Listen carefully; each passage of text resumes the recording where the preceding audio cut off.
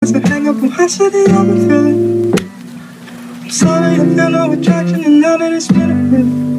'Cause I've been so long, so long. Halo semua, kembali lagi di channel YouTube aku Kak Dwi Suryani.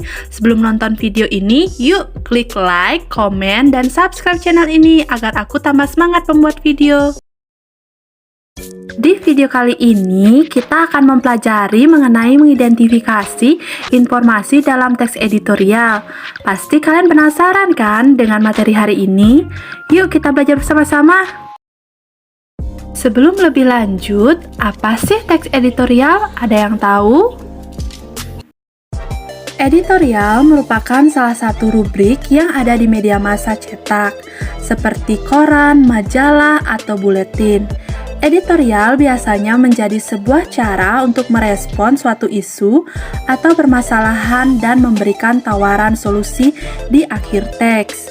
Teks editorial merupakan artikel utama yang ditulis oleh redaktur koran yang berupa pandangan redaksi terhadap suatu peristiwa atau berita yang aktual yang sedang menjadi sorotan, fenomenal, dan kontroversial, yang berarti menimbulkan perbedaan pendapat.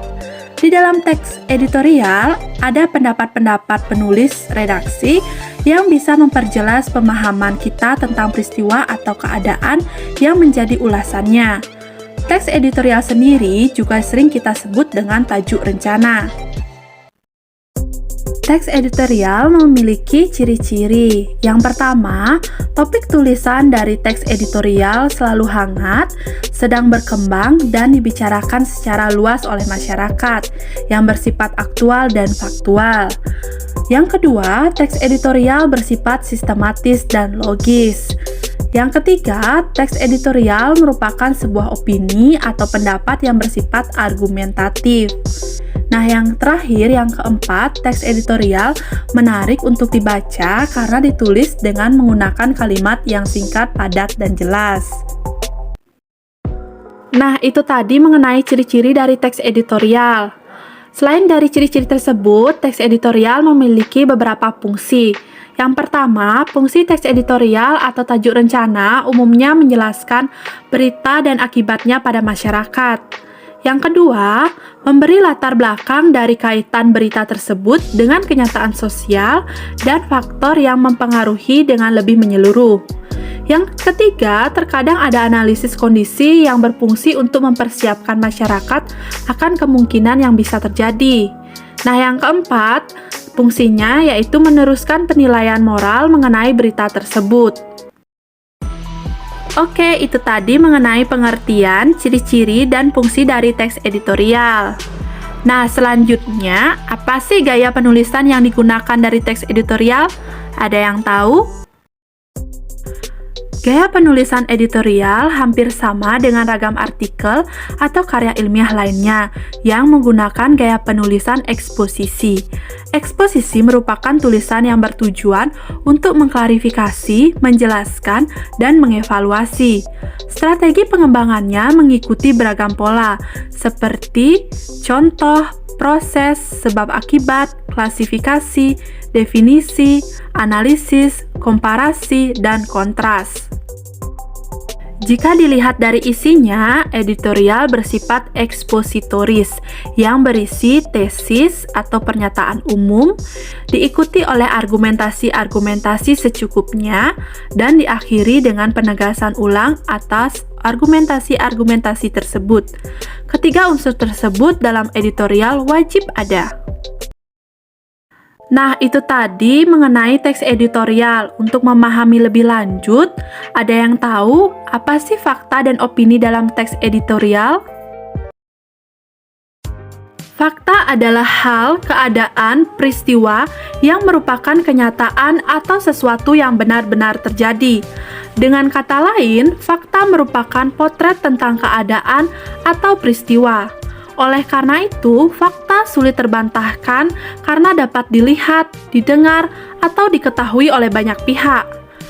Namun, fakta bisa saja berubah jika ditemukan fakta baru yang lebih jelas dan akurat. Fakta dalam teks editorial berupa peristiwa dan data-data terkait peristiwa yang dibahas. Kalimat yang mengandung fakta biasa disebut kalimat fakta. Fakta dalam teks editorial contohnya kado tahun baru 2014 dari Pertamina. Contoh kalimat faktanya, yang pertama, Pertamina menaikkan harga LPG tabung 12 kg lebih dari 50%. Yang kedua, akibatnya sampai di tingkat konsumen harganya menjadi 125.000 hingga 130.000. Fakta yang ketiga, bahkan di lokasi yang relatif jauh dari pangkalan mencapai 150.000 sampai 200.000. Dalam menanggapi suatu objek atau peristiwa yang sama, akan timbul berbagai pendapat yang sifatnya beragam. Opini dalam teks editorial dapat berupa penilaian, kritik, prediksi atau dugaan berdasarkan fakta empiris, harapan, dan saran penyelesaian masalah. Contoh opini dalam teks editorial. Yang pertama, kritik. Contoh kalimatnya, kenaikan harga itu merupakan kado tahun baru 2014 yang tidak simpatik, tidak bijak, dan tidak logis. Yang kedua, penilaian. Contoh kalimatnya, Pertamina tidak bisa semata-mata menjadikan harga pasar dunia sebagai kiblat dalam membuat keputusan.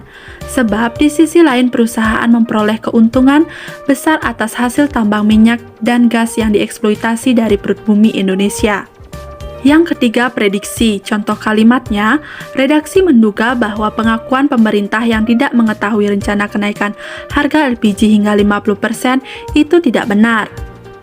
Yang keempat, harapan. Contohnya, pemerintah seharusnya menggunakan keuntungan besar dari hasil tambang minyak dan gas untuk sebesar-besar kemakmuran dan kesejahteraan rakyat.